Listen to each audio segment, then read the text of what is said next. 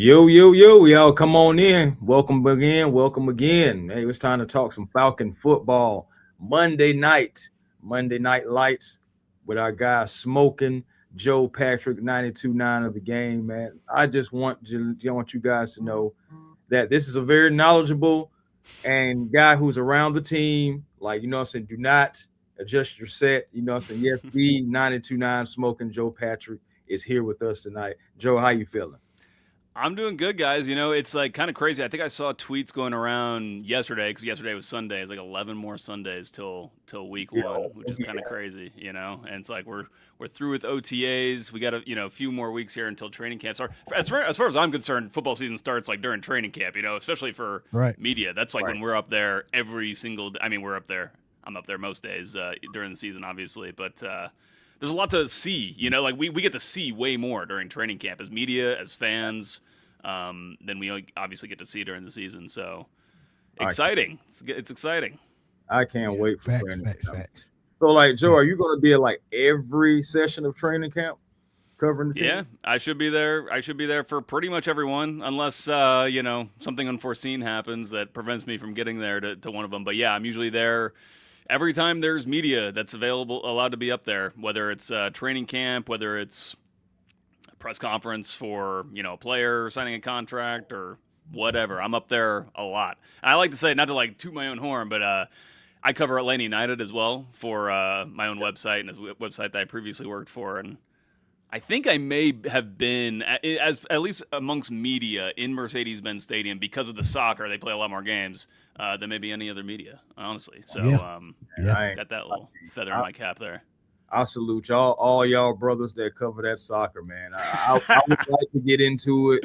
It's a lot of layers to it, and the thing about it is, I know you really have to know your stuff in that soccer. So, like you, what is Jason Locking for?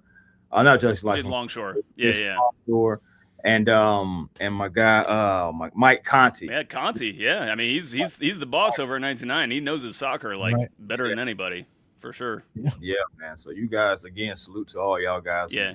cover You that can't song. you can't say the wrong thing or you get yelled at. It's like one of those things. I hate it about that, but it is what it is. We're trying to change it. We're trying to make it less. See, and what the funny thing is, like they would never say that they're gatekeepers. Like that they're like. Oh, we want everybody to be a part of it. And then, like, somebody says something that they don't like about, like, Right. offsides or whatever. It's like, nah. Get out of here. Yeah, man. That's what I'm saying. But overall, though, man, yeah, that soccer, it's fun though, man. Just that atmosphere Yeah. about the soccer. Just, I mean, if you never been to an Atlanta United game, like I really advise everyone to at least try to get to one, just one. And man, that atmosphere, you would It's think it would different. be similar to football, like Falcons football. It is not. It is Mm-hmm. completely different. Mm-hmm. Yeah. And by the way, if anybody hasn't been to an Atlanta United game and you want to go to one, go to their website. They're actually giving away free tickets for people who have never been to a game before. So there you Boom, go. boom, just like there. Hey, Yeah. that's what I'm talking about. Ain't that like free? I Uh, know, right? The tickets are always a little bit better. The games are always a little bit more fun when the ticket's free. yeah. Yeah, But man. but let's get into training camp. Yeah. Big question. You're gonna be there every day. You've been there since the OTA started recommending camp and all of that. What is the quarterback competition looking like right now? Going closer to training camp. Is there an indication that they're getting closer to naming a starting quarterback? Great. I think they're pretty far away from it at this point. And it's interesting because Penix came back so early. Like he came back from his injury so early. Usually it's a 9-month injury, basically, to Right. recover from an ACL and get yourself back on the field, able to practice fully again. He tore. So I actually had to kind of like go double check this myself. He tore his ACL. I thought it was October. It was in November. It was no. It November. was like mid Yeah. to late-ish November. So Right he's not before even going to be Thanksgiving. at. Yeah, exactly. So he's not even going to be at the 9-month mark, which is normally like when players would resume full practicing, until like the middle of August, middle late of August. Yeah. That same month, which is obviously the thick of training camp. Now Mhm. he certainly thinks that he will be able to be a full go by day one of training camp. Um, I think it'll be interesting if he feels like he's ready to go, but the Falcons don't want to risk him, don't want to like subject him to risk and say, they're going to want to hold him back, and you never know if that could cause friction. But until he's really practicing fully, it's hard to say that the competition exists right now. And I feel bad. I feel like I've maybe have contributed to some idea that the competition has already been going. And I think that Penix, to his credit, is like made it way more of a competition to this point than really it should be. Like from any, like it's remarkable how quick he's come back.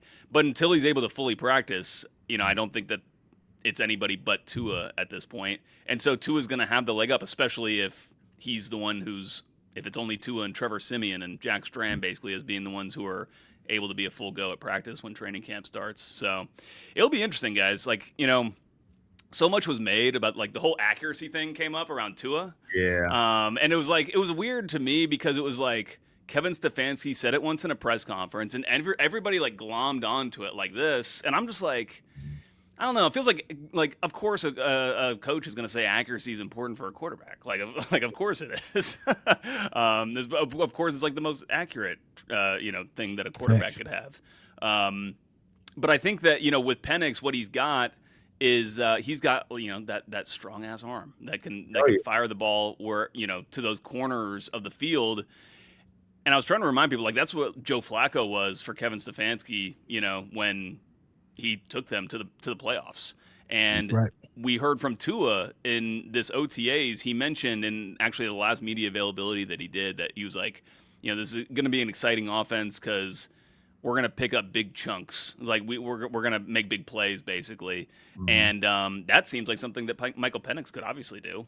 The issue for me with Penix is that he didn't really push it downfield as much last year. Like I was so excited by Penix after his first 3 games that rookie year when he came in at the end because he was hitting those 20-yard comebacks to Darnell Mooney, to Drake London in that Commanders game. Like that's like my memory, and that's like where Penix to me is at his best when he's making those throws. And then it felt like, I don't know if this is because other defensive coordinators like game planned him or like studied more tape of him and or whatever. But I remember checking the stats after the first 4 games of last season, and he had not thrown the ball more than 20 yards downfield, I believe, in a single time. And he hadn't completed a pass more than like 12 yards downfield or something. So that's what he needs to do. He needs to prove that he can take that big arm talent that he's got and actually make it so that it's contributing to yards, touchdowns, etc.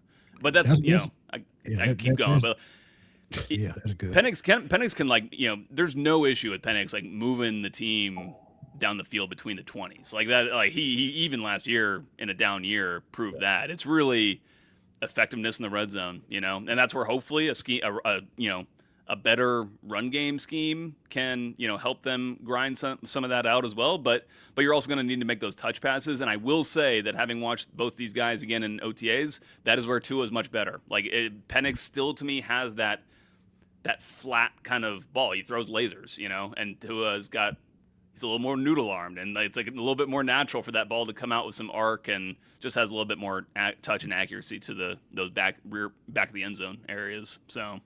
The back end to that question, right quick. Jack Strand, rookie quarterback. What's the noise about him around there? Because to me, he's the prototypical size, has a nice arm, put up great numbers in college. Yeah. What you hearing about him? He's really interesting. He's probably, I was one of the. I didn't really know him from. I didn't know him from Jack. He was, like he was just like some dude, some UDFA quarterback that obviously, if you're a UDFA quarterback, you did something in college that made it worth it, especially if you come from a small school. But when you see him in person, it's like, man, this guy like really has arm talent as well. Like this guy can really put the ball in some interesting places. Hasn't always been super like the most accurate. He's been unlucky at times, but he's impressed me enough where I'm like, they should probably think more about roster. If they're going to roster 3 quarterbacks, which you probably will, considering 2 of them have major injury issues with Penix and Tua. I think Jack Strand is the guy you would then roster on the 53-man roster coming out of camp because you wouldn't want to lose him to somebody else, and Nobody's going to be going out to pick up Trevor Siemian, most likely to put on their 53-man roster, so you can just keep him on your practice squad.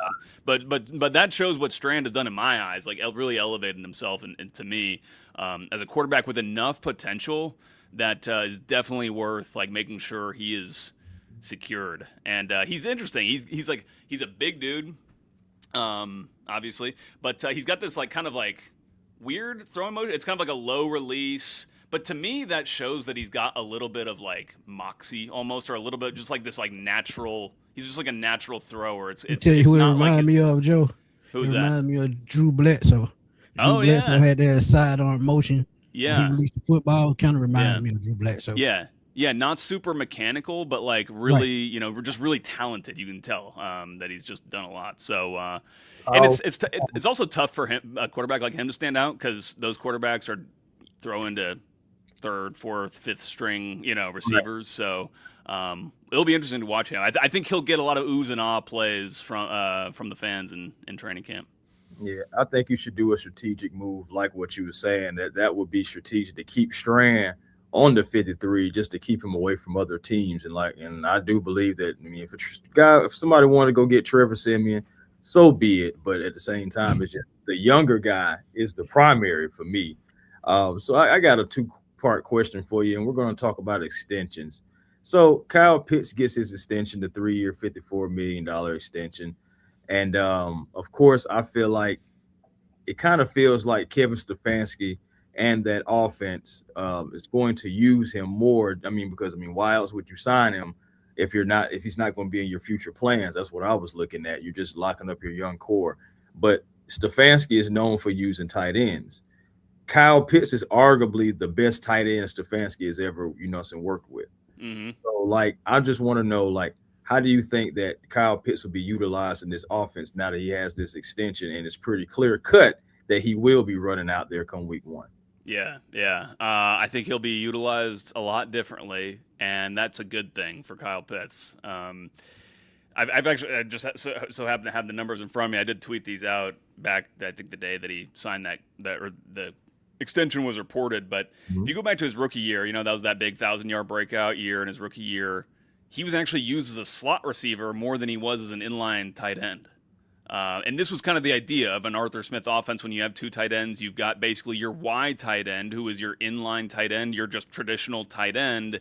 And then your other tight end is usually like an F or an H in the, lexicon of football tactics. But basically, it's a player that you have more maneuverability with pre-snap. So I think that in this role, if I'm thinking Kyle Pitts is going to be more of like an F, more or an H back, then he's going to be used in motion more. That's going to help him get out into better releases, help him be the primary target on some plays where inline tight ends, you're usually not like a primary target on passing plays. It's just because it's congested, it's hard. Sometimes you have some tight end screens, some kind of design leak outs and things like that. But ultimately, a lot of what I saw Kyle Pitts do the last 2 years, where this team was running 11 personnel and he was an inline tight end, was a lot of just like chipping, releasing out into the flat. And I give him credit, he did pretty well, to catch a ball in the flat from a flat-footed, standstill position, and oftentimes being able to pick up 10 yards just because he's strong and fast and can get upfield. Right. But it doesn't feel like it's the best way to use a tight end like him. And so I think that Kevin Stefanski is going to have some much better ideas, as he's shown, to your point, in the past. But yeah, it's interesting to see that Kyle Pitts was basically used in even splits from being a wide receiver, tight end, and slot receiver his first year and his second year until the injury. And then he was actually used even more as a slot receiver coming back from that, because he was maybe fully back. That knee injury was maybe worse than we thought. And then it flipped completely the opposite, where under Zach Robinson, he was among the most inline tight ends in the NFL, where I think actually in last season he was in line more than any other tight end in the NFL, which just doesn't feel like the best way to use Kyle Pitts. Yeah, that's wild right there. But that's because they liked the 11 personnel. They wanted that F to be Ray McLeod, or some other receiver. And then the whole thing with Ray happened last year, and then that kind of left them like, all right. And they end up running a little bit more 12 personnel that year than they did before, but still just not how Zach Robinson designed his offense. It's just like Kyle Pitts was, I don't think, ever going to really be a big part of what he did, because the Rams don't really use their tight ends as a major pass catcher at all. They have more gadget guys there. Yeah, that's true. That is true. Now, the second part to that is we've got extensions, and we're probably going to talk about Drake in this episode, I'm pretty sure. But there are extensions that are coming up that are, more so immediate than, let's say, the best player on your team. But I want to know, like, which one of those guys that, what do you feel like is like primary, like between the Jesse Bates and you got Devon Diablo, Zach Harrison, still Matthew Bergeron, and Ryan Newsel, I believe, are all the guys that are up for extension like right now. So which one of those guys can be like primary for the next extension, outside of Bijan? We know he's top. We know he's top. the best player in the NFL right there. No, I think it's got to be Jesse. I mean, he is the heart and soul, really, of this Falcons defense, and the brains too. Like, he's not a green dot wearer, but he probably could. And green dots just generally go to linebackers because they're kind of in the middle of all the action. But there is nobody who knows more about what's going on in the field than Jesse Bates. I mean, the guy is incredible. I think we're actually even seeing the Falcons reap the rewards of his professionalism and his leadership through Xavier Watts, and seeing the rise that Xavier Watts had in his rookie year. Not to say that Xavier wouldn't have been that same guy, but I think that Jesse probably helps speed up that process and get Xavier Watts playing at like a top level, maybe faster than he otherwise would. So he's definitely one. Although, but having said that, the only extension I see happening before training camp would be Bijan. Right. Yeah. Right. I agreed. Smitty? Has there been one in particular player that has stood out the most to you that you weren't really expecting? It's hard. It's hard to tell because in OTAs they're not in pads, So it's like, especially with like offensive and defensive linemen, it's like there isn't a whole lot to take away. And I'm very interested to see how some of these guys look, because they obviously added a bunch of bodies, especially on that defensive line. Zach Harrison is a guy coming back from injury who I am like so incredibly high on. I thought he was playing at a Pro Bowl level before he got injured last year. And yeah, I think he could be a huge player for this Falcons team. Handshake, sir. Handshake. Let's go. But I would say the guy that's impressed me the most that maybe I didn't expect, it would be Zachariah Branch. It is Zachariah Branch. I'm getting my names confused here. Just because he's a rookie, usually these guys, they spend time with some of the reserve teams. It kind of takes them some time to get sped up. Not this coaching staff. Like, I think that they have a very clear plan for how they want to use Branch, which is nothing special. It's just, get the ball in his hand, let him get upfield.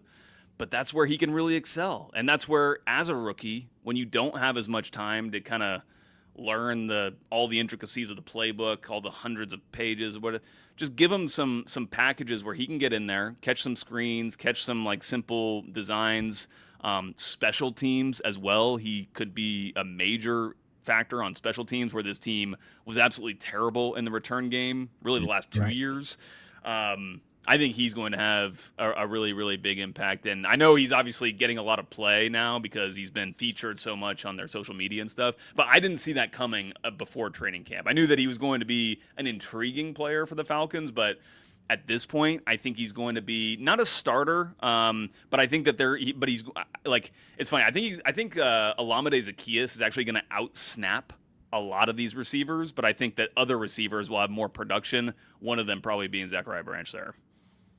Yeah, I can go. I can see that. Okay, man. I gotta They're go. Gonna be a big screen team too. That's one thing I've noted when we go to these practices. A lot of work on screens, like long periods of time just running screen after screen after screen to Branch, to Bijan, to like all these different players, which I think is Falcons could really 2016 all over again. yeah, exactly. It's so crazy because that right there is also going to give Bijan some opportunities to have some rest too, and you're being able to really use that screen game and get the ball in guys like Zach Branch hands. It's really going to be. We talked about you can't run Bijan into the ground. You can't run Bijan into the ground. That's another reason why I want to keep Tyler Algier too, but since you had to move on from Tyler, I do believe that getting some speed and adding speed around, you got OZ, you got Zach Branch, so that's going to take some pressure off. And then, of course, you went and got the only guy that I wanted to pick up, and that was Brian Robinson Jr. when we let Tyler go. I was so happy about that. So now you have all those different guys to keep Bijan fresh, especially when you come to that fourth quarter. But one thing about it is you got to have that offensive line right. And it's okay. Caleb McGarry retires. Storm Norton, Pope list. Jawan Taylor, Michael Jarrell, Wanye Morris. Okay. It's like give it to us real, man. Yeah. How worried should we be about that right tackle blindside?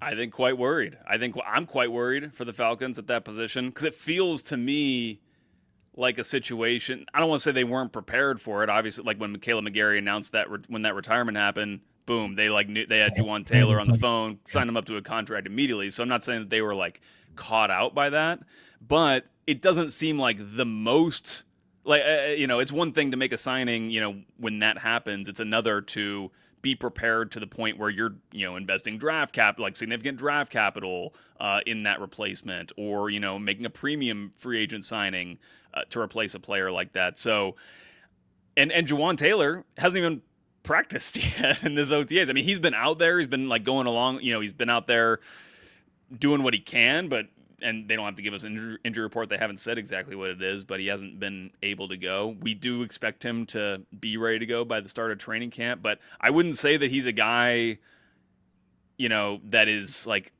has his place just locked in by virtue of being Juwan Taylor. I think that position is going to be open. It's going to be an open competition to see who wins that job among all those names that you mentioned, Chris. And it's interesting. It kind of brings me back to when I first started covering the team, Arthur Smith was the coach, and like one of the first I went to the first training camp practice. And I remember him being like, "Yeah, 3 of our offensive line positions are open for our positions are open for competition." That included Caleb McGarry at the time. Wow. As it turned out, the guys that they ran out there as the starting unit to start that training camp was basically the starting offensive line. I guess all those guys won their jobs, but I say that to say that I guess it could be worse. Like to only have like one position that's really open, but. It's the blind, like you said, it's the blind side for both of these quarterbacks, which is, I feel like teams are always going to downplay that when it's not working or it's working against them, and they're having struggles in that area. And if they had some amazing right tackle, they would be saying it's great that we have this guy as the blind side blocker for these quarterbacks. So definitely a position that I'm looking at, and I'm not even convinced that the guy who starts the most games at right tackle is even on this roster right now. You never know. There could be a practice squad pickup or something like Storm Norton was, who ultimately ends up playing more than the guys that they currently have in camp. That's true, man. Y'all remember that competition? How like it was one day you had one center. It was like Hennessy. Yeah, that was it. It was Hennessy and Dahlman going back and forth. Next day, man, that was crazy. And then at guard, it was like Elijah Wilkinson, and then just like some other guys as well. Maybe Dahlman was mixing in there. Yeah, that was wild. That was the first Elijah Wilkinson experience. That's the crazy thing. Safe to say there won't be a third Elijah Wilkinson. No, there won't be a third. They were dancing and singing to the second time around when they came back the second time. But I don't third time is not a charm. Especially when he was trashing like some of the players that he played with. I just feel like I've played team sports, and that I know that's a no-no, regardless of how you feel. Just in the brotherhood of it, that is a complete no-no. Totally. The guys that you're in the locker room with. That like broke a code, like a man code, a sports code for how to, like you said, how to treat your teammates. Yeah, he better make the team in Arizona. He gonna hear it. Trust me. Yeah. But as far as important positions, another important position that we've talked about is the middle linebacker position. I think Devon Diablo is going to take over as the Mike linebacker, and you got the two young guys. But how will they end up using that? Will they use Jalen Walker more as an off-ball linebacker this year, or more still trying to develop him as an edge rusher? So I think that he'll mainly be an edge player.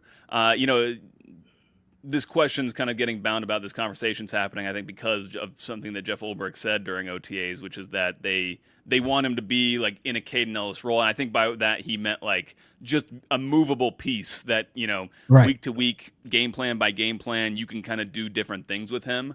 And so that's what I would expect from Jalen Walker, and I expect him to have a great year. I mean, you hear when guys on this team are talking about players on defense, like J-Walk is always one of the first that's named, which is impressive considering you got Jesse Bates, you've got these other guys on this team.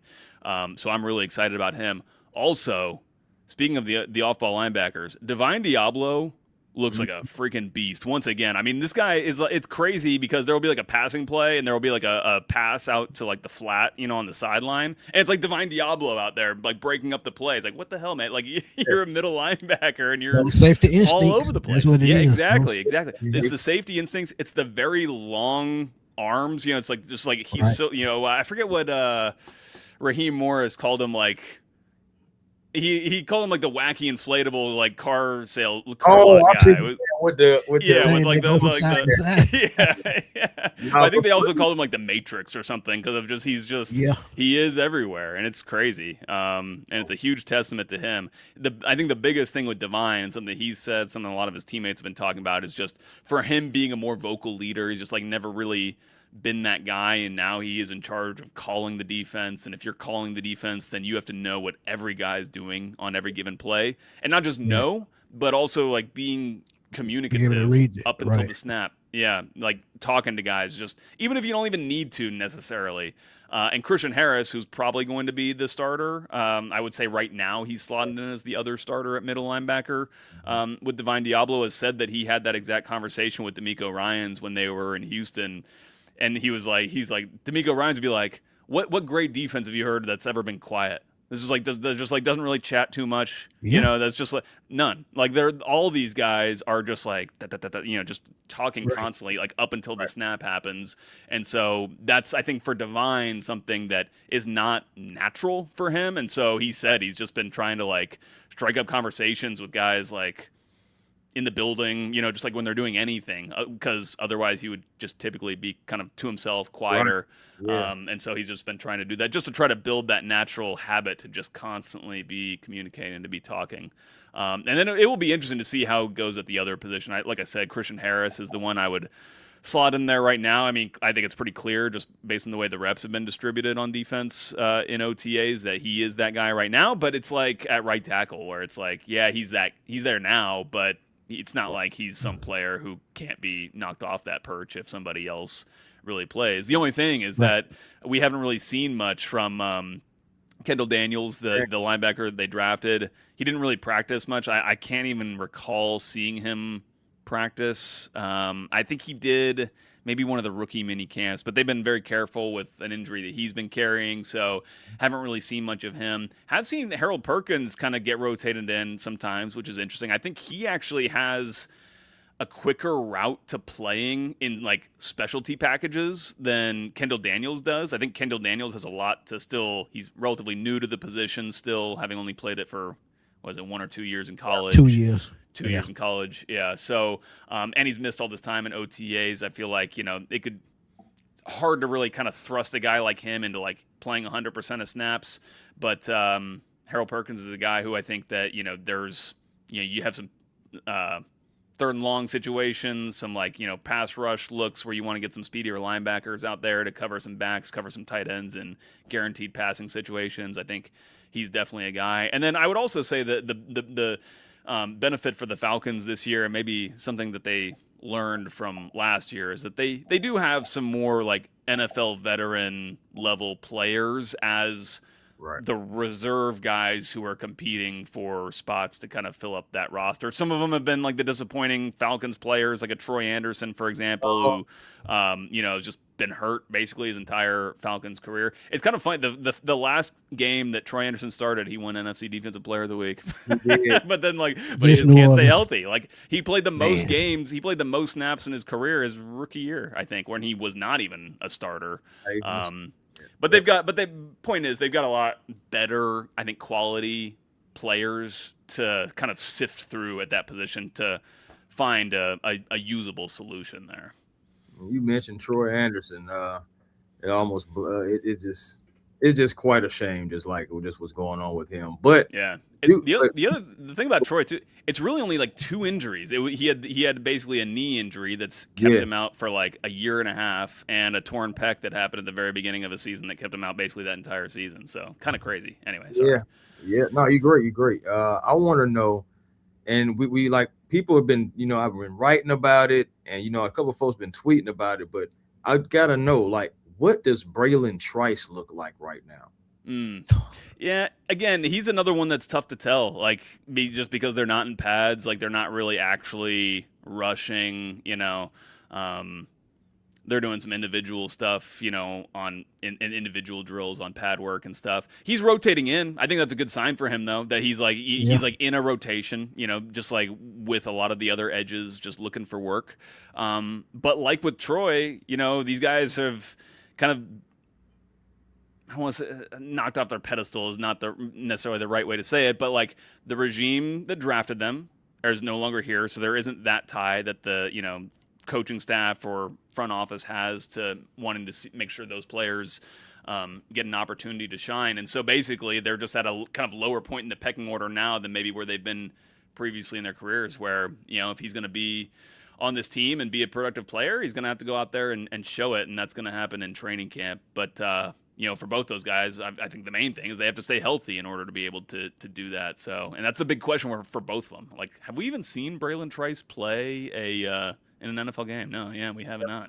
It's rookie season. This season rookie. When he got hurt. Remember Miami in the preseason game. Yeah, it was preseason game. Right. Yeah. We're still waiting on him to make his NFL pro debut. His regular season. Crazy. We're still waiting on that. And the days is so crazy. I think I had the days written down, but it's just like so crazy about like the last time you seen Troy play. Of course, he's played some games, but the fact that you've been waiting on Braylon for as long as you have, and it's like, wow, man, the days really do go by. Yeah. I want to know something though. How invaluable has it been having Matt Ryan out there?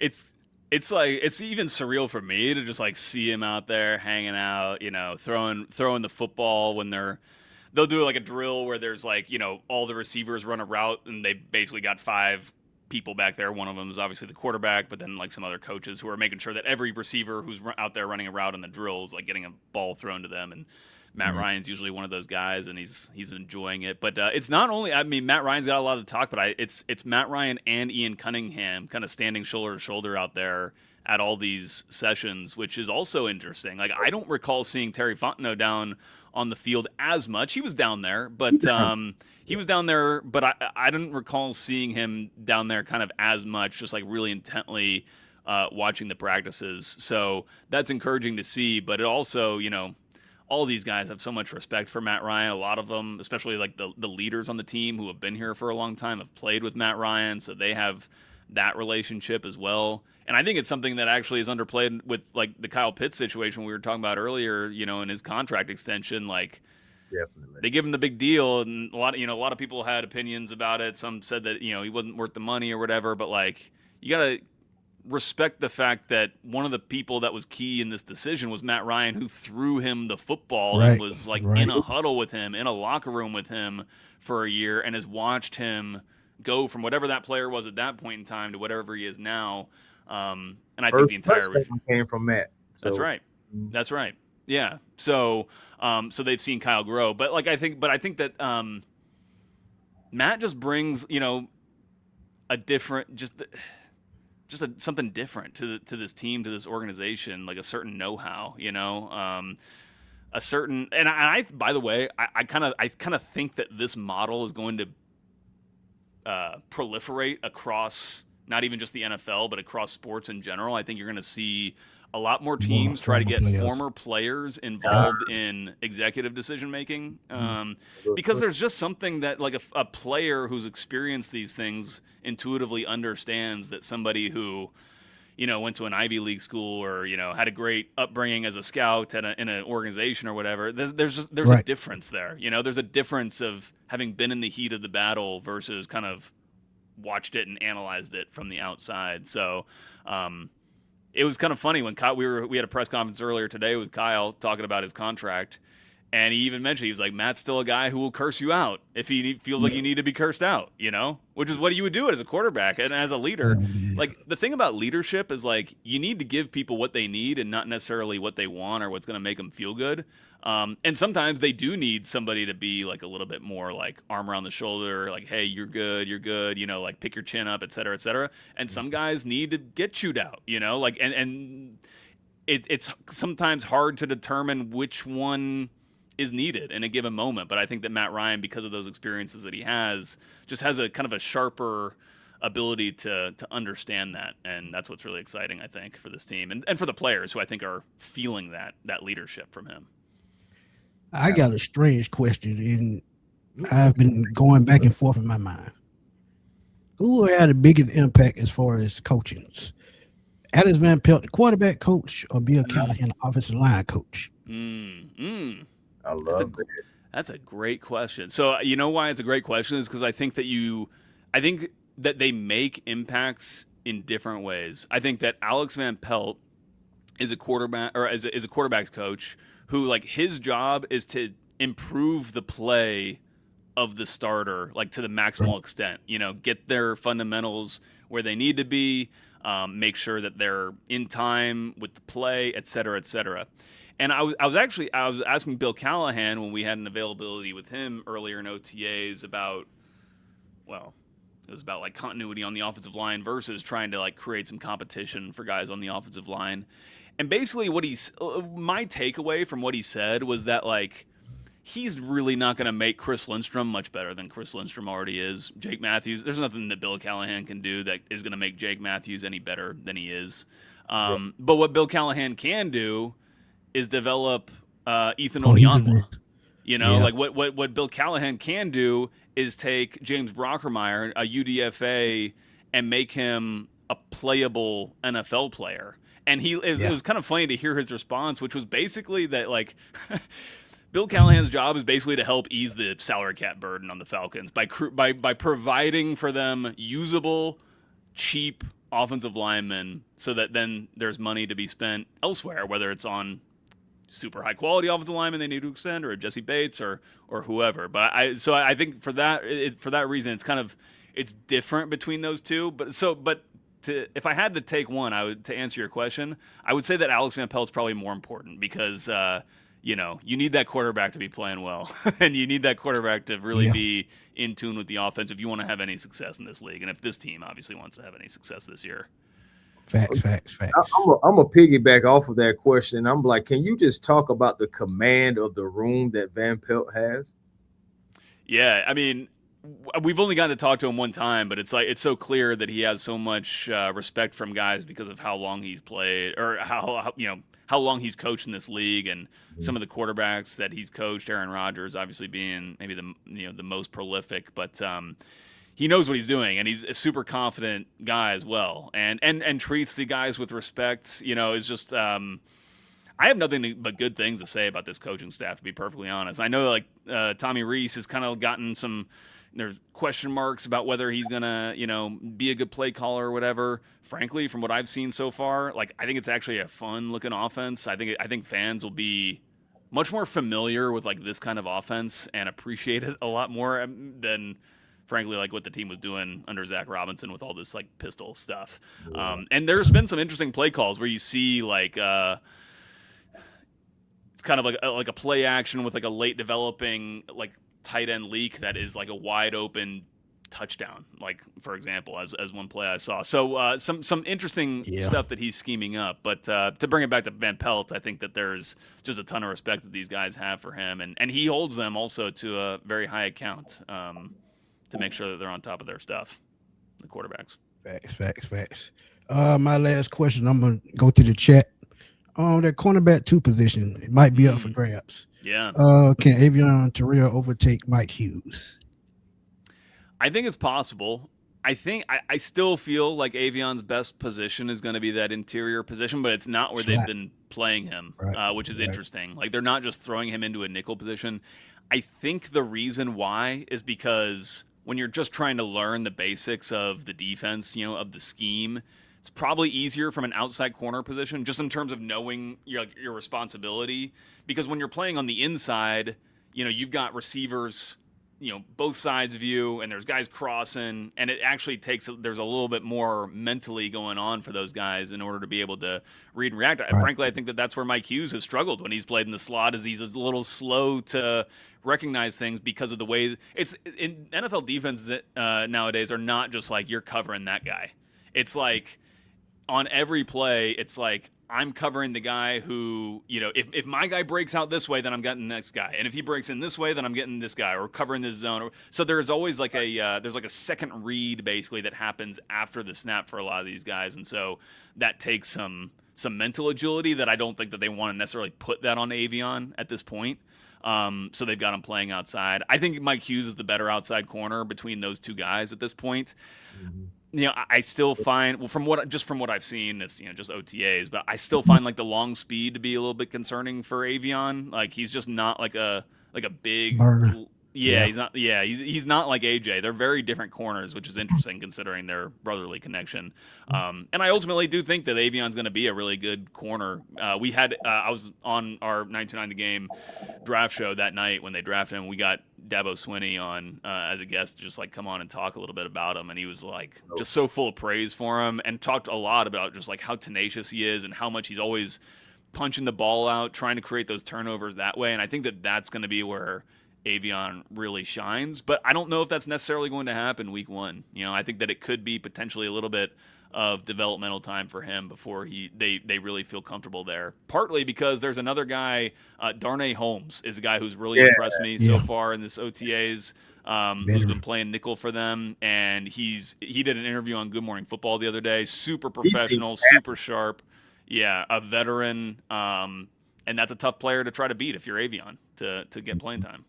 Yeah, again, and with Darnay, I just know that he seems like a player that is very happy. Like, you can already tell, like, hey man, I'm just what I got to do with the womb. So he just, you can just hear the excitement in his voice about knowing his role with the coaching staff and everything too. But I know we haven't mentioned him, but I just got to know, what is an update, if any, on, a guy that also has ball skills, and if he had on a cowboy hat, they'll call him Wild Bill. I'm talking about Billy Bowman. Yeah. He made some phenomenal plays last year. The interception that he had against Minnesota in week 2 was incredible. Also, I think he had the Falcons' first sack of the season last year. Billy Bowman did. Against the Bucs at the end of that first half against Tampa Bay. Unfortunately, I think that he's still a ways away. Like, he's just not even at the point where he's out on the field. The Achilles injury is a lot different than an ACL in terms of the explosiveness that you have to build back. And it's one thing if you're Kirk Cousins and you're just going to be sitting there in shotgun, you don't have to move around a lot. That's what they were saying about Kirk Cousins, why he was able to come back so fast from that injury. It's a different story, when you're a nickel. So, frankly, I'm probably like my personal natural stance in these situations is that the player is going to be out longer than anyone thinks. And so my stance is that he's going to be out at least the first half of this season. I imagine he goes on, injured reserve to start the year, and then you just see where he is. You hope you get something from him this year. Maybe by the end of the year, he can kind of work his way back into a rotation. But I don't think you really go into the season thinking about Billy Bowman being part of the rotation in the secondary, which is too bad because he had such a good year until that injury happened. Yeah, But they actually covered that because they signed the way they traded for Sidney Brown. He also plays the nickel as well. So I think they covered that pretty well. So they covered their tracks. I think that was that to make that trade was an indication that they knew that was something that they had to get covered, and I think that they really like Sidney Brown as well, and we've seen quite a bit of him also. Right. Mm-hmm. Yeah, I mean, you got to cover your trade. That's one thing I like about Ian Cunningham. He doesn't drag his feet. Yeah. Like, if it's something that's going on, they look at the optics of it, they discuss it. You can definitely tell, especially what you were saying earlier about him and Matt being shoulder to shoulder. And think about it, even on draft night, Matt was the guy that told Ian, hold on what you got. Let's just see what happens with the board. Instead of trading out that pick, you end up getting Avion Terrell. So again, just more invaluable experience as well, and just being in Ian Cunningham's ear. But yeah, man, I just love this coaching staff, and with just the GM and how he doesn't drag his feet. President of football operations is too what you got with Matt Ryan. So you just got two guys right there that just seem like they're on the same page. And I know also with the coach and the GM, everybody seems like they're on the same page. I know that a lot of people were saying that that's rare, and from what I see, it is pretty rare in the NFL. Right. I know we got some questions in the chat too. Yeah, I was just going to answer one of them from Huey F. I was asking about DeMarco Hellams. I just saw that since we're talking about the secondary anyway. I was just going to say that he's still there, still fighting for time. I think it's a more of a stacked secondary that he's walking into now than the one when he was actually able to play some. I forget who that defensive coordinator was. Brian Nielsen was playing him his rookie year there. So, and he was Hellams is a playmaker. We've seen that in preseason. He's coming away with turnovers, making big hits. I think he would probably be a factor on special teams, and potentially could work himself into some playing time. But it's tough because you got two of the best safeties in the league at their positions in Xavier Watson, Jesse Bates, which is obviously Hellams' position. So he'll try to make an impact some other way. I also wanted to mention, you were talking about Ian Cunningham, and I wanted to say something about, with Kyle Pitts, or remember when Ian Cunningham came in and he said that, it's a talented roster, but we want to add on to it. We want to continue building that out. Mm-hmm. That's why they re-signed Kyle Pitts, because when he's talking about it being a talented roster, he's talking about Drake London, Bijan Robinson, all these star players. These are talented players that, yes, while they may have underperformed and disappointed fans at some point along the ways, these are very talented players. You want to keep those players and then build through smart drafting, through good development, like we were talking about with Bill Callahan, build the rest of your roster out that way. I think that's kind of the way he sees this thing. Mm-hmm. I can see that. I can absolutely see that. We got another question here from our guy Solomon. How you feeling, Solomon? Says, how do you all feel about the defensive line as it's constructed? I like it a lot. I mean, I don't. Maybe I'm underrating I'm forgetting his name now. The guy who played for they signed from the Saints, the veteran Onyemata. He was good. He was good for sure. And do they have a player on the interior like at nose basically who's as good as him? Maybe not, but I don't think that it's that much of a drop off there. And I think that another year of Dorless, he's going to get better. We talked about Zach Harrison, how much we all love him. I think that he can stay healthy and be a huge impact player on this defense. I think I like this defensive line. It's just it's a bunch of dudes. They're gonna rotate those bodies like they really have, and I think that's the meta of what we're seeing in the NFL nowadays. Is all these teams, like you saw the Seattle Seahawks, they were like that. They all look the same too. It's just like a big dude after big dude.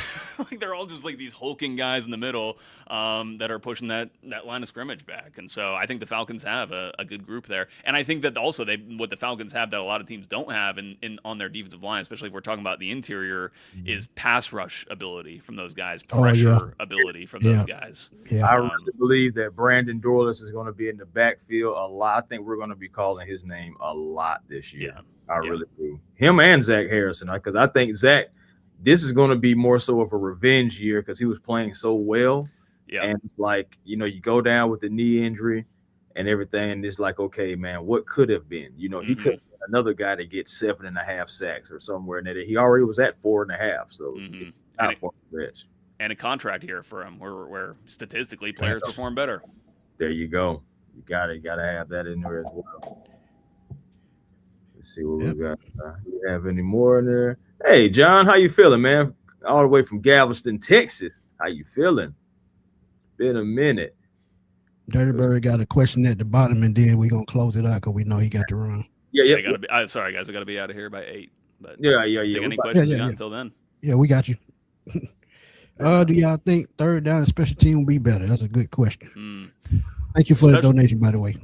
Go ahead. Special teams for sure. Special teams for sure.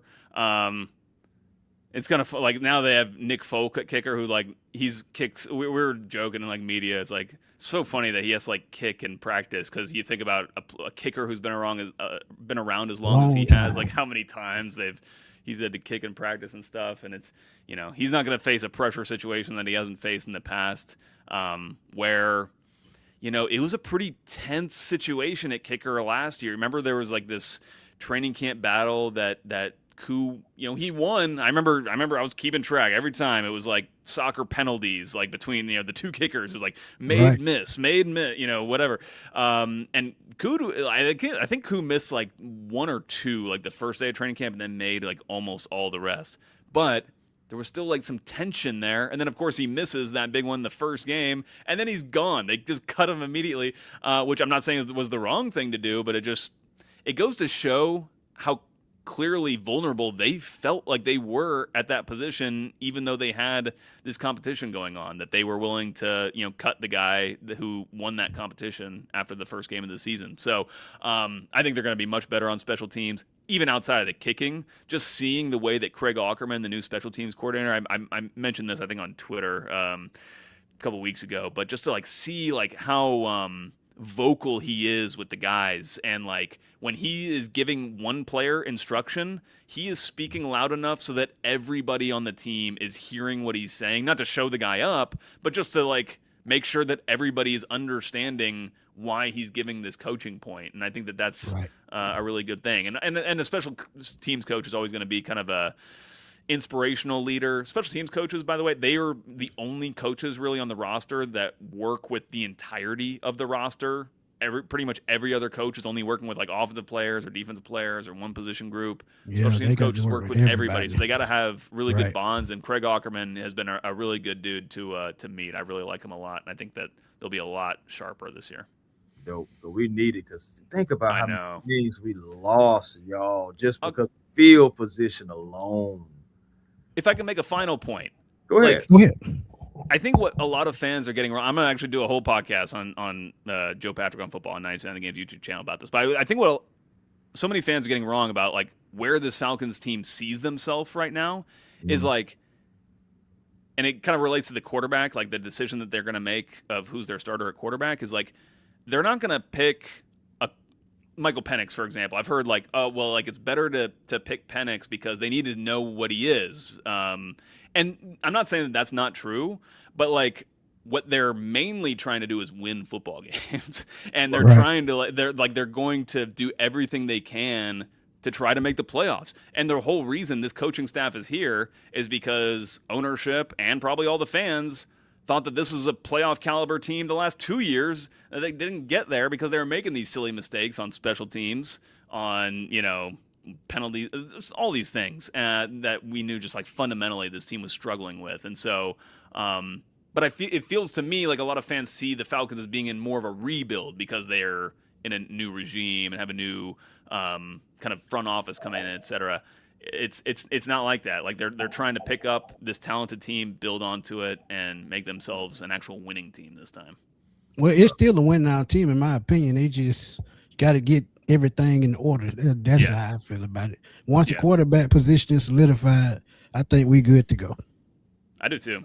Look how close we were last year, Yeah, facts. They it's funny, like they signed Kirk Cousins and then drafted Penix, all with it just to ensure that we get quarterback play that is of a certain standard, and they really have not gotten it outside of like Kirk Cousins' first 9 starts or whatever it was, which was okay. And the offensive coordinator was also an issue with some of that was highlighted in that quarterbacks documentary. Like when Kirk Cousins is going to the sideline and be like, we can't run this motion because this play call is way too long. We're not getting out of the huddle until. So yeah. Anyway. Yeah. Hey, it just gave you an insight. Right. Already gave you an insight. Smitty, you said you had another quarterback question? No, I got a quarterback question for him, but I'm gonna put it in his Twitter inbox because I want him to talk about it on the show. It's very, very interesting. We talked about it on the show, but I want to know your perspective of it. Okay. Oh, okay. That's dope. But I would definitely put it in your inbox. Nice. Well, Joe, I know you got to get ready to head up out of here. Can you please, by all means, let the people know where they can find you and your content?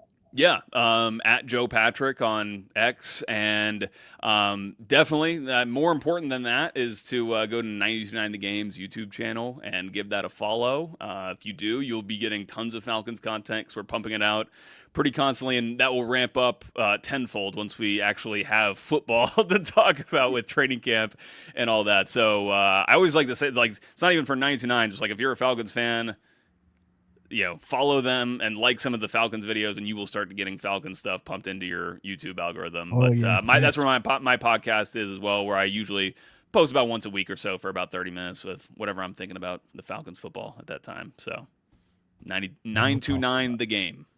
Love it, man. Well, Joe, we're definitely going to have you on again, man.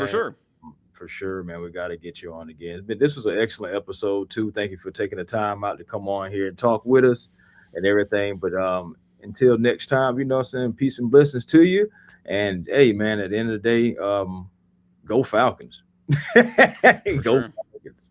It does. But yeah, what y'all got here? Anybody just making sure anybody had no question we overlooked. You know how people be knowing, and they showing you love in the chat too as well. Oh yeah. Thank you, chat. Appreciate it.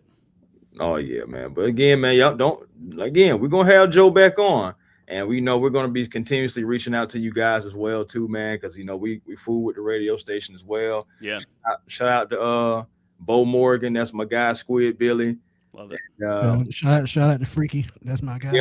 Yep. Shout out to Mike Freaky. Mike Hell yeah. Well, shout out to Mike Johnson as well.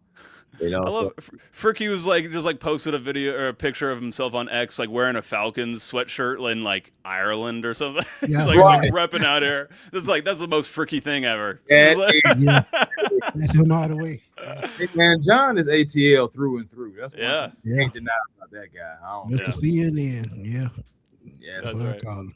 Absolutely, man. Shout out to Dukes and Bell as well, man. Too, ran into them as well a couple of times. So yeah, man, we we're in full support of the station because I know guys from the station are in full support of us. So salute to all you guys, honestly. All right, thanks, guys. I appreciate it. I'm gonna head out of here. All right, Joe. We appreciate you, man. Take care. Do it again soon. No doubt. Yes, sir. Okay. Yes, guys. I was smoking Joe Patrick, 92.9s, one of their finest right there, man. Great conversation. Thank y'all for joining us as well, man. If I know it's about time to go get some chicken wings. I ain't gonna lie to you. I'm on my Smitty stuff tonight, baby. Yes, sir. Shaka, what's up, my guy? Good, Shaka. Make sure you go back and check out the replay, man. We had a decent conversation, man. I got me at least one clip out of there I got to talk about. Oh yeah, that's what I'm saying. So let's do a Hawks. Let's do a Hawks. Hey man, it's a lot going on with those Atlanta Hawks, though, right? It's just like, Jonathan Kuminga, we didn't pick up that $24 million option. I know a lot of people are like, what the heck are the Hawks doing? But okay, I love to give perspective. So the perspective of it is what I'm thinking. It can go multiple ways, honestly, because Kuminga can still come back, by the way. I don't want people to think that Jonathan may not come back. But I just don't think that it was enough of a sample size to warrant that actual whole 24, if that make any sense. Because he played 16 games with the Hawks. Appreciate you, Joe. Averaged 12 points, had nearly about 47%, 34% from three, right? But again, that's still only 16 games. And remember how many games he ended up missing, So it's like, I don't know if the Hawks necessarily want to pay that $24 million right there. And like again, I'm glad you said that. What would be your price range as far as Jonathan Kuminga? If 24 is too much, what would be your price range? Realistically, man, I'm gonna be honest, just for the fact that is it under 20? It is under 20. And now you can call me crazy, but at the end of the day, you gotta think about it. It is about the production and Jonathan Kuminga is no fault of his own about the situation in Golden State. Whatever happened out there is what happened, but it's still going to be brought up when we're talking about business, when we're talking about giving out money, all that stuff, all those conversations. Okay, we only played in about such. Well, y'all know the situation. Yeah, we do, but it's still, even in those 20 games, you only did such and such and such and such. You know how those negotiations can go. And then with the Atlanta Hawks, I don't know if they're going to offer him the non-taxable, mid-level exception will be 15 mil. I don't know if Jonathan Kuminga wants to play for 15 million, but but he's still young, Chris. He still got a lot to prove. He's only 23. Yeah, honestly, he's got a lot to prove to start talking about $25 to $30 million a year. And I get it. So I mean, it happens. Yeah, but man. At the end of the day, I mean, it could go either way, because letting him walk, that 24 million could go towards a bigger player, a bigger contract. And I'm starting to feel that way. Yeah. I mean, what you got Jalen Duren, he calling around having conversations with different teams. The Kings, about test free agency. Yeah, he about to test free agency. So it's a lot of different moves. They're even still saying that it's a possibility about a Jaylen Brown trade. And you think about it, like, we're gaining assets, little contracts here and there, 5.1 here, doing Buddy Hield's contract the way that we picked up the rest of the contract. So we added the 6.7 million, but there's a chance that he could be rerouted. Kings did that salary dump and we picked up the kid from out there, but we didn't have to give anything back. They're just straight up salary dump. Yeah. So because the Kings, they don't want anything back. They're trying to shed salary. Right. Because I think Zach LaVine next. I mean, he opted into that 49 million. But I thought he opted out of it. I thought he did too, but it said he opted in. I said, oh, wow. Well, I mean, I don't think they're going to keep you on that 49 million, but it's going to be interesting. Well, you think about it. I said it's about Gallinari back in the day. When they sign those contracts like that, it make them a little bit more easier to move, because sometimes the other team, they get more assets in return because of the salary. So it works out, trade wise. And I get it.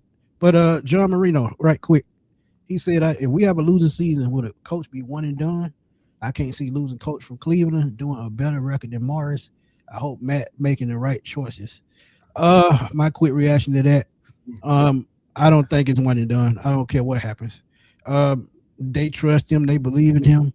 He's been given a decent roster. The only way he gets fired is we only win 2 games. That's the only way.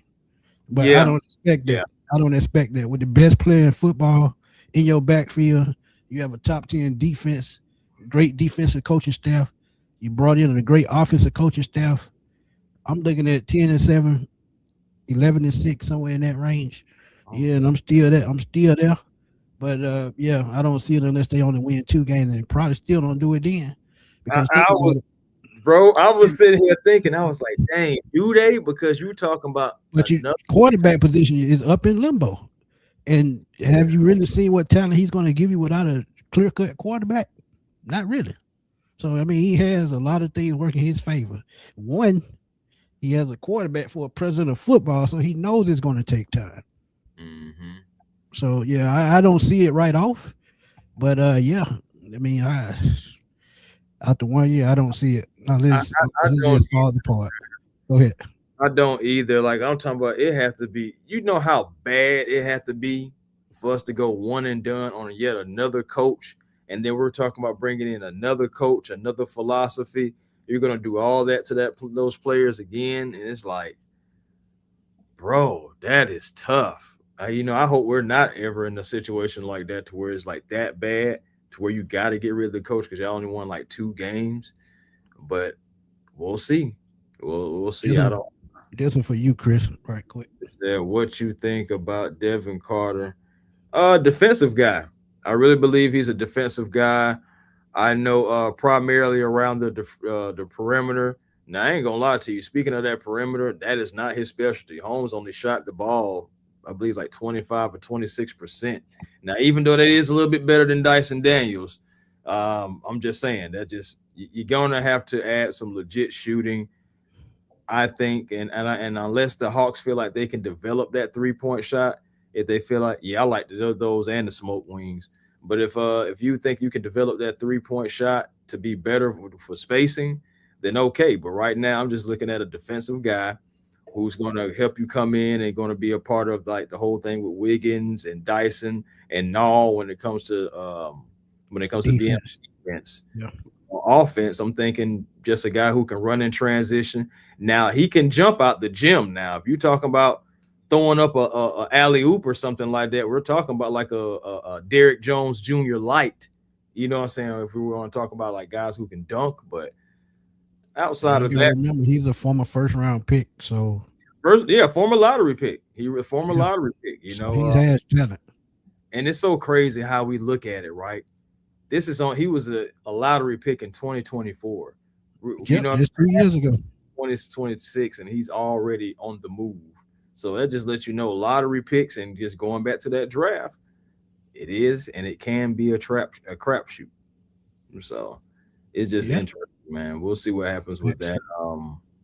But yeah, we'll see, man. Devin Carter, I still just believe mostly defense because even with the field goal percentage and everything, I still see a guy that can, score around the rim a little bit. But as far as like spacing, I don't. They're gonna walk away from him the same way how they do with Dyson. Yep, I can see it. Joe said he want a new uniform. He want blue to be more the color scheme. He said, "I thought we just bought a second round pick." That's what I'm saying. Like to take on his salary is going to be 5.1 mil. 5.1, yeah. Right. So you got that salary, and then they said, "Here, take a second round pick as well for taking on that salary." But you have until October, like midway, like October 31st, I believe, you have to make the decision on what you're going to do about Mr. Carter, because that contract is going to start becoming for the following season, going to start becoming like guaranteed, and that's 7 mil. You know what I'm saying? I don't know if the Hawks want to do that.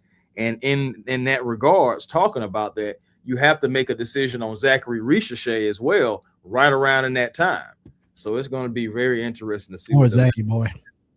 I know, man. Zach, I hope he don't get sent to the shadow realm, because at the end of the day, like, it's just he has to change his game, and I think he's still working on changing it to match what the Hawks are doing now. He's used to the Trae Young led Hawks because that's what got him. He's used to the Trae Young led Hawks. He's not used to the positionless basketball. And I give you a team that he could end up, and I think he could succeed, and that's Minnesota. They just got a playmaker in Lonzo Ball just like that. They can pass like that. But I don't think they really want to trade him. I wouldn't trade that. Well, I'm just saying if they don't trade him, but if they do, Minnesota would be a logical point, because he's still 22 years old. He's still young. But even trading him to Minnesota, what are you giving back that ain't Ant-Man? Because that's the only thing I'm trading. He got to be involved in. Probably 2 second-round picks. Absolutely not. I'd rather keep him. That's what I'm saying. But they didn't diminish his value just that much because he hadn't played. They did it to themselves. Hey, you got to. Hey, what they say? You got to build it up. I'm just saying, bro. I'm not trading Zach for 2 second-round picks. I'm just not doing that. I would rather take the time and try to do all that I can do to develop this man. And by the end of his rookie contract, if I ain't got it, then just go ahead and just find what you can find in free agency. With it. Yeah. Because again, just the size and everything and the fit is there. It's just, again, I just feel like he's used to the Trae Young led Hawks. Let me tell you what it's gonna be. Do you remember when Avila got drafted by the Washington Wizards? They ended up trading him to Portland. He ends up being a damn all-star. Zachary Ricochet has that same type skill set that he has. He can run the flow, he can pass, he can rebound, and he can shoot. But in this offense, the way it's built and constructed, that's defensive heavy and transition heavy, it's just gonna be tough. It's just gonna be tough. But that catch and shoot just not him. Just not. Man. Zach, I mean, don't get me wrong. I will admit, Zach can't put the ball on the floor like that either, though. But again, having a guy that will find you and allow you to kind of like catch the ball in stride or catch the ball in rhythm, or, because again, they're still all NBA players. So even if they don't have a strong suit. When a guy gets on a heater and he can start kind of go between the legs, then they rise up and he's shooting. He's starting to knock down shots. It just is what it is, because Right. good offense going to beat good defense any day. It's just this is what it is. They say good defense, but even better offense. You hear that all the time, and it's just one of those. But I watched him, man. I watched him playing over in that French ball, man. And I'm not saying he's Luka Doncic, but he has that same type skill set where he can beat you at every level if you give him a chance to. And like you said, with the way they played with Trey in the offense and the way he facilitated the basketball, he fit perfect.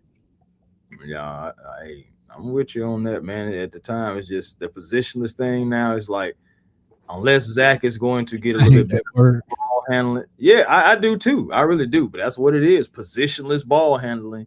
When you got guys like JJ, Dyson, any of those guys can bring the ball up at any given time. And it's just ultimately, I do like that, though. I would have done that. I would have done that trade. Said, man, I would have traded Zach for Nash Reed. I would have done that trade. But I mean, and again, for folks like, oh, so you would trade for? Yes, I would trade for Nash Reed. Yeah. Do it with an Atlanta Hawks uniform? Are you serious? But he a legit rebounder, a legit defender, and his mid range is coming around. Yeah, and he's a legit floor spacer all the way around. I mean, that fits what the Atlanta Hawks want to do. But he's going to the Charlotte, and that's a team that you gotta honestly watch out for them. And I respect them, man, because they were moving off of some big pieces, and that's not easy to do. They got rid of LaMelo, got rid of Bridges, and now you're pretty much making it Brandon Miller's team to a degree. Brandon Miller, he been that dude for the last 2 years. It made sense to build around him. And it's nothing against LaMelo, but is LaMelo that guy that can just take you over the top? I don't think so. Yeah. I ain't gonna lie to you. I don't know what Minnesota is doing. You got rid of Julius and Nash and picked up, with a draft pick and LaMelo. Did they draft the center? I don't even know if they draft. I don't remember who they drafted. But right, the locker room got healthy. I know that they did draft Isaiah Evans. I do remember that. Now he can shoot lights out. He's going to get a good little bit of playing time. Yeah. But think about it. At the end of the day, that ain't gonna win they're not gonna win a championship this year. Well, they still got. I guess they banking on Rudy Gobert still. I don't know why, but yeah. Yeah, my point exactly.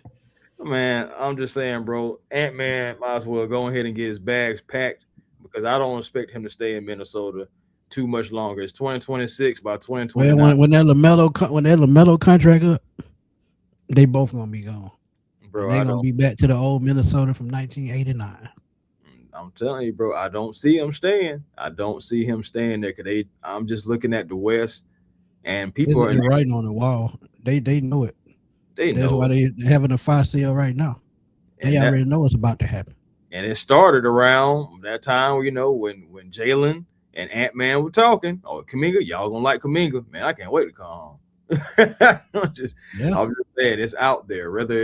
And Ant, he is very vocal about how much he loves Atlanta. He shows it all the time. Now I know Jaylen Brown does it sometimes too, but Ant-Man is way more vocal about it than Jalen is. So it's just, I would love to have Ant-Man in Atlanta because I honestly feel like you get Ant-Man. Jaylen Brown is up here. I don't see that happening. But if they pass on Jaylen Brown, depending on where teams are at mid-season, you can see a damn trade at mid-season.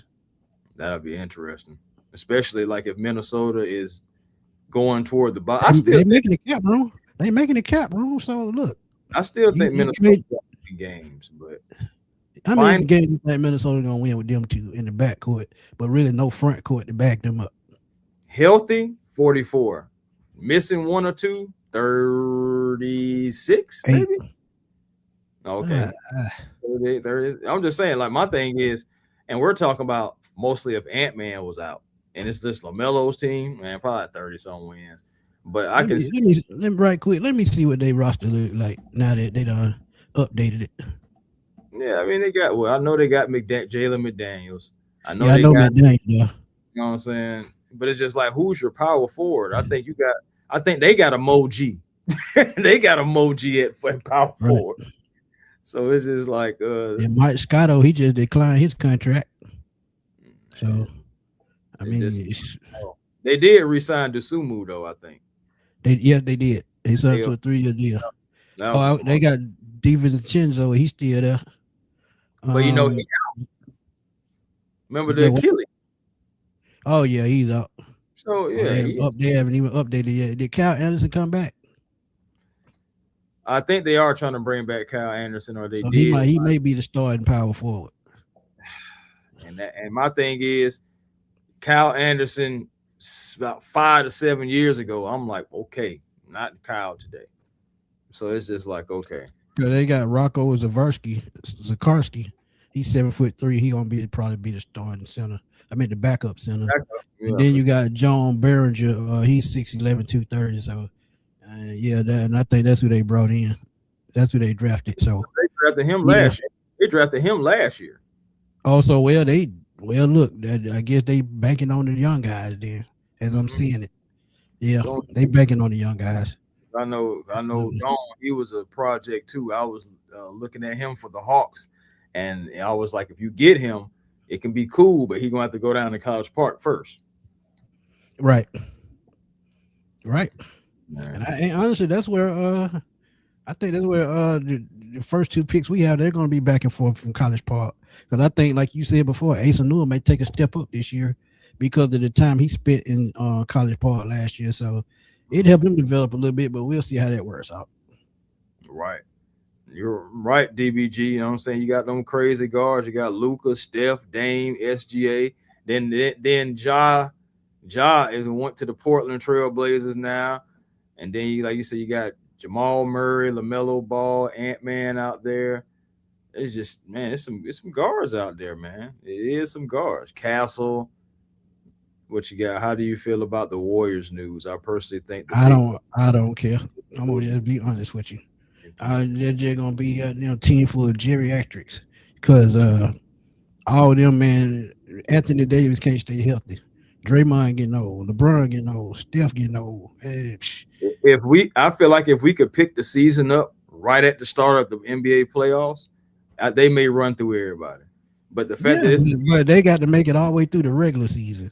If they can rest here and there, they'll be all right. Right. I'm just like I don't see it. The NBA done block that, dude. You can't just rest when you want to no more. That's what I'm saying. Not now if you want to get those awards and stuff like that too. But AD, I see the experience, but AD be hurt. Steph is like the most healthiest one out of all of them, and even he misses games sometimes too. And all the reason AD got to walk up the steps and he threw. So, and the only reason I say that is because I know Bron had that sciatica last year. So I wonder if he's all the way past that or what's going on with that. Then you got Draymond who's getting older. It's just like I believe that people can do whatever they want to do for as long as they possibly can if they have the willpower. I know people be like young man's game and all that stuff, whatever. I've seen plenty of young men get dogged by older guys. So it's just like whatever. But Draymond, he declined that option to make cap room for LeBron. LeBron gonna come in on mid-level exception probably, and they're gonna try to trade for AD, and what they may give up it just maybe damn it all. I think it's gonna be Jimmy Butler, but he's gonna be rerouted somewhere else too. Then they re-signed KP. So just imagine that starting five. Like how many games do they play together as a starting five? As long as they got the ambulance and the pyramids on the sideline, they'll be fine. God almighty. Like, man, that's bad, man. It just, again, like if we're talking about if we're having this conversation, matter of fact, if we're having this conversation in 2014, 2015, my God, it wouldn't be no question. They'll probably go 75-7, bro. Like that. Like they would do something crazy like that because we're talking about prime Bron. Steph Curry coming into coming into who? It'll be an all-star team. AD, the NBA. You know what I'm saying? It'll be $1,000 a piece. Even a more healthy KP. Because think about it, Knicks KP was the truth. Pretty healthy, yeah. So, James said Atlanta can re-sign JK or sign and trade. Atlanta has bird rights. I Mhm. think he'll be in a sign and trade for Jaylen Brown. I can see that. I can I see can that. see that. And two, me and Chris been talking. They still want double O. And now that you have Walker Kessler and these other centers out here, you could possibly see them probably try to sign one of those guys too. If they can find the cap space, if they willing to go past that second apron, they can work. Yeah, So man. they working on something big. But It- just stay tuned to tip. You let you know on Hawk Digest. it's so crazy because we are right now, by declining his option, we are 26 mil below the tax, and then I think like another 15 below The first apron. the first apron, and and all Mhm. this. It's like it's crazy, man. It's crazy. No, I think it's 26. Then I think it was 35 under the first apron. And then it's at the second apron was like 40 something or something like that. But regardless, we And got crazy cap space go and ahead. we need to do something with it. Like, But the crazy thing I thought about Chris, and I was talking to my cousin about this earlier. I said the more I think about it, the Jaylen Brown, the reason why I feel like it's still on the table is they want double O. And look what the Hawks drafted, another power forward, another double O type player, physical, rebounder, defensive player. mhm. And you bring in a center in the second round. And like I said, you bring in another veteran center like a Walker Kessler. You get them double O and whatever else they need, Kaminga, whatever for Jaylen Brown. I mean, it just makes too much sense. So that's why I say I feel like it's still a big move out there. Actually, Charles, I don't really like Sabonis. I'm gonna be honest, he don't fit what we do. But he is a great rebounder. He can defend and protect the rim, but he just don't fit what we do. But yeah, I can still see double O end up in Boston. Yeah, I could definitely still see it. That would be interesting because I know they are very high on double O. I know that for a fact. So it's just like, that'll be interesting. You're going to have to, my thing is, you're going to have to get something significant back, or you're going to have to position yourself in order to be able to get rid of double O, because double O been the best thing that you had at big man, regardless whether you like it or not. For the last 3 years, At John least, Collins didn't work out. I mean, Clint Capella got Clint old. Capella, yeah, Yeah, Capella got older, and it just like when he took over last season, you just felt like, oh, like, okay, this is double O's time. And it'd be times out there where he fighting for his life.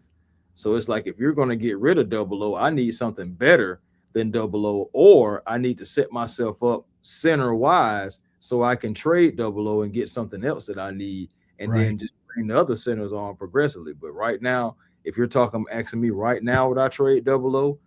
No, unless it's again, like, it's got to be for something, Unless you know Walker Kessler coming in, something like that. one of those centers coming in. No, you don't do that. Well, Let us pray said he's a Warriors fan, longtime fan.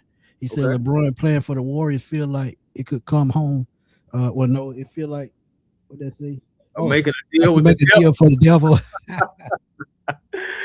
Hey man, I can understand that, lettuce, like, for real. Because my thing is, Kevin Durant did it. but my thing is, that was a smart move. That was prime KD. I would have done that move too, and 2 times again. But now, come on now, you got what, 42-year-old Bron. Then you got AD, who he's not 40 anything. He's in his 30s, but his body is probably 50. And then it's like, who else you got? Steph. Like I said, Steph is probably the most healthy out of all of those guys. Then you got Draymond. Damn pretzel stick for a league. Right, you got Draymond. You got KP, who's going to be on minutes restriction possibly for the rest of his career. No fault of his. Just how some of those conditions do you. So it's just like, I don't know, bro. I don't see how that would really do anything for you. Like, I really don't. I was skeptical about the Jimmy Butler thing, and I hate that what happened with the Jimmy with his knee. So yeah, but I didn't like them going to Golden State. No way. I think, I think that was a mistake anyway. But honestly, with Jimmy Butler, I think he can end up back in Miami. Honestly. oh wow, that would be something. I did see Bradley Beal might go down. Bradley Beal, he interested, but if truth be told, well, we don't know how he's going to come back from that injury though, so I can't say it. But I could see that. I could see that happening. Yeah, man. Because John Morant, going to Portland, sickness. Don't nobody really have no trust in him no more. Just being Bro, honest. Portland is setting themselves up for something too. They're not keeping all those guards. Bro, they had like 6 guards now. You know, Who else is there? that's crazy. 56. Who else is important as far as guards? Oh, because you got Scoot Henderson, you got Sheldon Shaw, First round pick. you got what's my man's name? Holiday, Drew. You got the other Holiday. You got Dame Lillard. Oh, I forgot about he had went back. Damn. Yeah, somebody got to go. You know what I'm saying? So it's just like, come on, bro. You got Dame Lillard. It's probably gonna be Shaden Sharp. I think they'll get the most value for him because dude is a high flyer and he can shoot pretty good. So yeah. Oh, somebody gotta go. This man. No, that's Joe Patrick, man. That's 92.9 Joe Patrick. Man, chill out. in the background. And like, man, if y'all go all the way back, we had an Look at the bottom of the screen name right there, man. Come on now. 92.9 Smoking Joe Patrick, man. Come on, man. This man off the chain. But yeah, man, y'all make sure y'all catch it from the beginning. If y'all just coming in, yeah, we did have Joe Patrick, 92.9 The Game on. Talked a lot of Falcons football for about a good 50 to 55 minutes. Really what you're getting right now is just we're in overtime. We're in the extras right now. We wouldn't even plan on doing it. We just started, talking off the chat. Yeah, man. That's what we do. Man, so, but yeah, man, I am about to go grab something to eat, though. I'm about to get up out of here. Out of here. Yeah, man.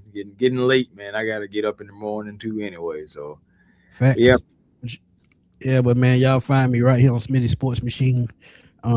Still dropping videos. I haven't dropped in a couple of days, but I dropped a couple of shorts earlier. News done slowed up, so we're gonna try to get into them training camp battles very soon. So position battles, and y'all gonna love those because we had some great conversation over the last couple of shows about training camp battles and who's gonna win this position. So we're gonna give our thoughts sooner or later. And I think training camp started about a little bit over 3 weeks. So it's gonna be here in a minute. It's crazy. Well, a little bit over a month. I'll just say 4 weeks, about 4 weeks. So, yeah, I mean, it's right around the corner. But, yeah, catch me on Twitter also at FatboySlim_21. I'm always over there blowing that thing up because that's what I do. And, again, we working on more interviews, so y'all just stay tuned. Yep. Definitely, indeed, man. Oh, for myself, man, A1 Forever Sports platform on YouTube. Like, comment, and subscribe. Same for Hawks Digest, man. Again, Hawks making a lot of different noise. We're going to see where it all leads. But catch us on Hawks Digest, all things Atlanta Hawks. Same for the Falcons Digest as well, man. I know it's a little slow right now, but we're still finding things that we can talk about and players we can talk about. So make sure that you guys catching us on Falcons Digest as well. Twitter, A1 Forever. Instagram, A1 Forever. The real A1 Forever on TikTok. And, of course, make sure that you find your peace today because that positive energy always creates elevation, man. And, again, we always appreciate y'all guys because without y'all, there is no show. Make sure that y'all always rise up. That's what I'm talking about, man. And we're going to roll on out here, man, because we got to eat. So, peace. Peace.